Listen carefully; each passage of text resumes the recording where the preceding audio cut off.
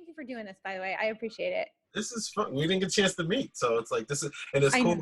I've been really interested since you posted on LinkedIn. I seen all the feedback, just congratulating you. I'm like, wow, everyone, they're gonna miss you. Even though we're going into this transition, like everyone, but we definitely gonna miss you. Like even you and I didn't really get to talk until like later on, but I know I met you with my cousin Mike Van Leesten, and that was actually when I first came into the nonprofits. I came into nonprofit 2013. Was the first time I entered into the nonprofit world working at OIC. Mike's been my mentor. I decided to be a consultant because of him when I was 14. And so I served on the first board because of him with the Providence Black Repertory Company. I was the youngest board member in the first time I ever sat on the board, and that was in 97, 96. Okay. So it's been I miss him. So I miss him because he was like I said, he was my mentor. 80 years old. This is all he did. But yeah, this working in entertainment, being an independent consultant came from him. And then the nonprofit was just more of legacy. Like that's why I work with youth. I love to be proactive.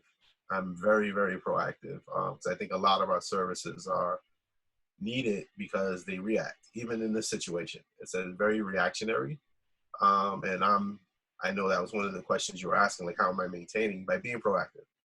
Saying, life gives you lemons, make lemonade. And so, so I'm learning new skill sets, saying like this self-improvement on myself, on my end, figuring out how I can take this and capture it and then bring it to the youth. Even I have a PD challenge, which is professional development challenge for some peers of mine. Take advantage of this time to learn a new skill. And then also work into open education. You don't have to pay for it. There's plenty of MOOCs and all this open source so that you can teach yourself. Because that's how I taught myself. I taught myself based on instructional videos, reading. It wasn't in the typical classroom. So seeing how everyone's pivoting on the situation, and I think it's as cool as it can be. Yeah, right.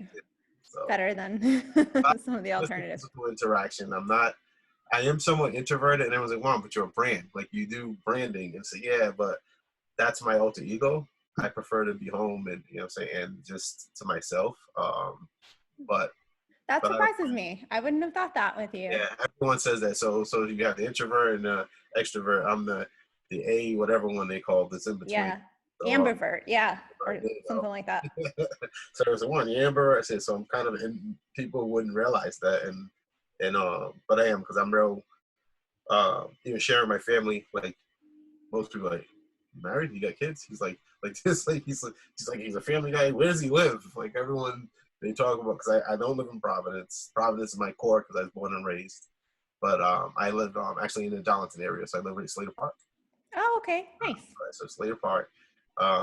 And mind you, I lived in this area longer than I lived in Providence for as far as my lifetime. So it's like, but I still consider myself east side of Providence. That's where I was born and raised. And so it's cool. It's definitely it's an adjustment, but it's my world. This has been my world for a while. Now I get everyone's attention because they're all home. Everyone's either home or so. But yeah.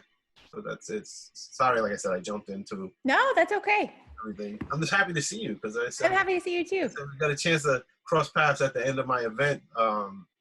Yeah. And then it just like. Shoo. So hi, Juan Wilson. Nice to see you. Nice to see you. And you are so many things, but I think of you as an entrepreneur, and I've learned you're a music promoter, first person to bring Jay-Z to Rhode Island. That's gonna be your legend forever. Like my cousin, yeah. That's right. And also founder, and not most importantly, but definitely up on the top of the list, founder of Yes PBD, which is Youth Empowerment Services. Yep. Did I get that right? Yeah. Yep. You got it. Youth Empowerment Services, formerly Turn Up Our Ride. Right. I forgot that. Yeah. So Turn Up Our Ride. So I was the co-founder of Turn Up Our Ride with Angie, Ty, and Kobe. And then everyone obviously went to do, Kobe ran for mayor, Ty's in law school, and Angie's obviously over at United Way. And I was still I do my consulting, so I'm like, I really want to keep this. And so that's why it transitioned from Turn Up, because Turn Up was, youth like, well, we don't use that word anymore, and even though you still Turn Up. And then, and then so we came up with something that would have more, which is a word of empowerment, which is yes. Yeah, I love it. So it's Youth Empowerment Summit, and then I'm like, everyone's like, Juan, well, you're only once a year. So it's like, we did twice a year, once a year. I say, what are you going to do for the rest of the year? So then that's when, say, we'll call it Youth Empowerment Services, and then figure out different projects, 365, which was 365 days of the year, and we're able to do pop-up events. I was thinking this morning that the last time I saw you was the end of February I can't remember the name of the film. Yep, so it was Traveling While Black. It was based on the Green Book. And, it was just even the Green Book, like a friend of mine who runs his Juan, who has the virtual reality company, he does a pop-up gaming, he brought it to my attention that this film was done. And he says, Juan, it's done in 360 film. So he says, it was amazing. And so we did these pop-up events, and it was just like, it was just being there, like you were sitting in the room and hearing the conversation, and so it's just another medium to deliver really, really great content.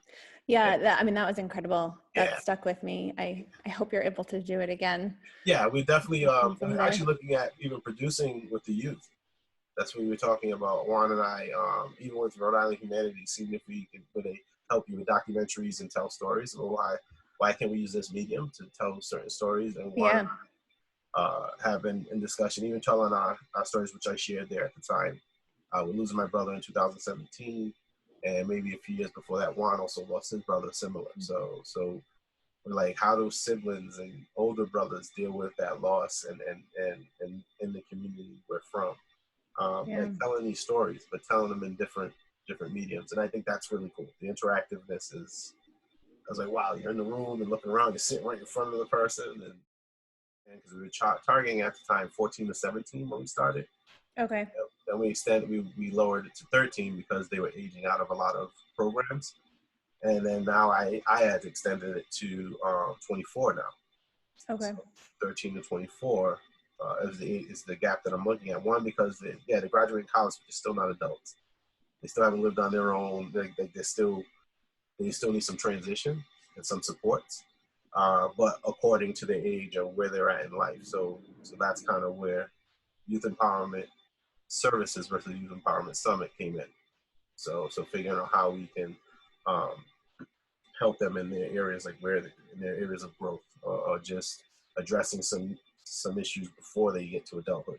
Mm-hmm. And that's our proactive approach, meaning, why are we waiting till, systemic this? And I say, I get it. Well, let's target and hit it. Like, stop talking about it and let's just act on it.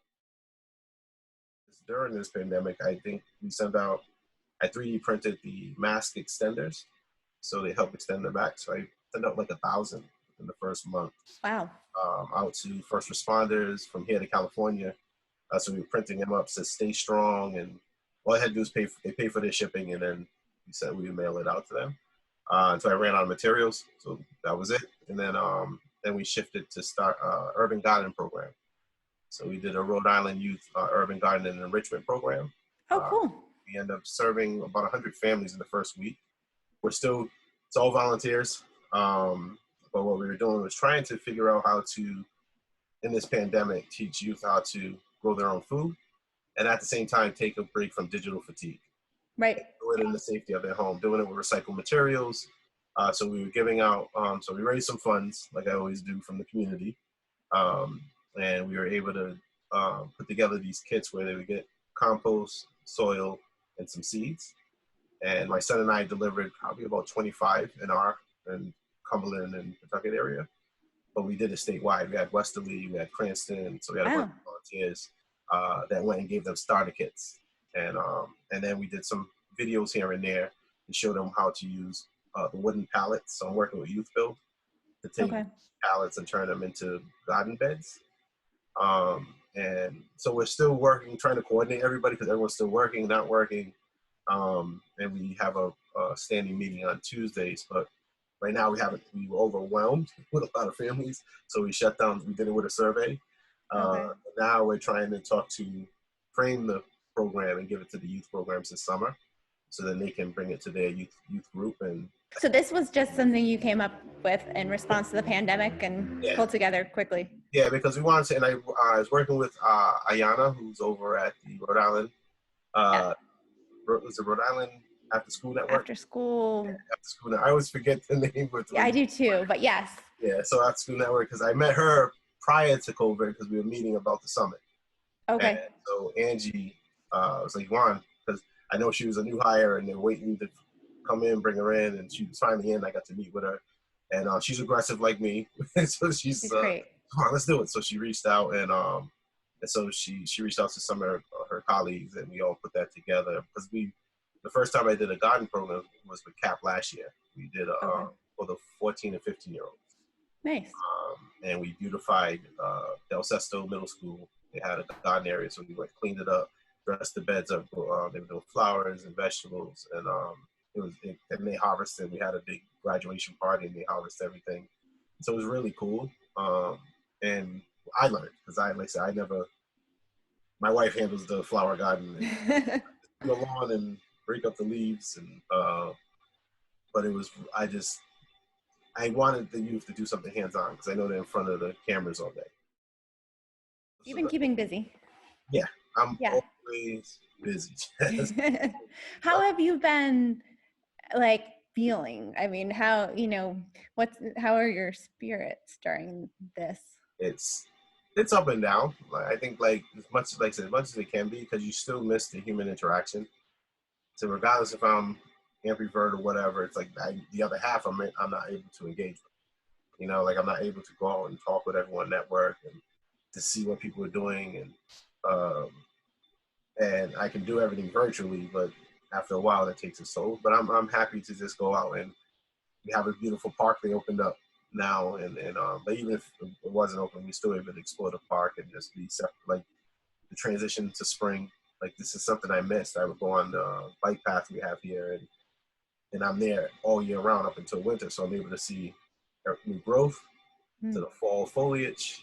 Because it's right next to a reservoir where we live, and I love it. Like it's I'm not too far from the Pawtucket golf club. They have some events over there. Yeah. So there's a little reservoir, but there's a bike trail on Mrs. Boulevard, and it's okay. miles. So it's just beautiful. So I went a few times, but I tried not to because we weren't really supposed to be. I'm trying to adhere to the governor's staying at home, and I'm also diabetic, so it's like, so I'm a little nervous with being out there. Sure. So there's that fear of moving and maneuvering through life, and understand we have to get the economy going and all. But I'm also concerned because of who it's affecting. It's the community I come from, and it's what I tell everyone when I'm on social media. It's acceptable loss when you hear it. You know what I'm saying? That's kind of how I look at it, meaning, oh, it's only affecting a certain population. Well, yes, we're gonna have loss, we're gonna have more infection, whatever, but we still need to move forward. And because I'm part of that vulnerable population, what does that look for me? There's no vaccination in the site right now, at least for another 6 months before they develop. And then just thinking of that fear. So that looming fear is that still affects me, but I'm always the half full guy. So it's like, yeah. So what are you hopeful about right now, or what's giving you hope? I'm hopeful that even people have their conspiracies with everything. It's, even the vaccine, I don't take the flu shot. And mind you, I got the flu 2 years ago for the first time in 10 years, and I didn't get the flu shot. One, because the last time I took it, I got really sick. But now I didn't take it, I got really sick, and I was hospitalized. So that made me, I'm going to have to take it from going, especially being diabetic. My doctor said you need to do this. So I'm not one I like to use vitamin C and just try to stay away from as much as I can. But I'm hopeful that they are working. The whole world's working diligently to try to find something to combat it. I think technology's a lot more advanced than when we had other pandemics. And the whole stopping and putting things on hold until you figure it out, slowing it down, and I think that was the governor did a great job. And then was they want, I said, you have all the critics, especially now, everyone's coming out of the woodwork. Oh, legislation should have had something. I'm like, y'all were quiet. And she took the lead, right? She did it, whatever. No one's been in this situation in our lifetime. So it's like, how can you really critique her? Always after the fact. It was Monday night quarterbacks. It's like, well, she should have did this. You didn't say anything. You know what I'm saying? You didn't gather your own town halls as far as like and figuring out how to meet, because they're trying to figure that out. If they can run sessions through Zoom. I watched City Council do it. They put it in effect, and I watched Providence do it. And then I made a comment. I said, don't let this go away. Don't just do this because of COVID. I said, why? Because this can help. People can attend when they're at work. Because most of the time you host these things when people are at work. But now I can chime in on my lunch break. You know what I'm saying? And tweet a question or just be at a public situation. I mean, instead of having a closed circuit television and cable at whatever odd times in the afternoon channels we don't have.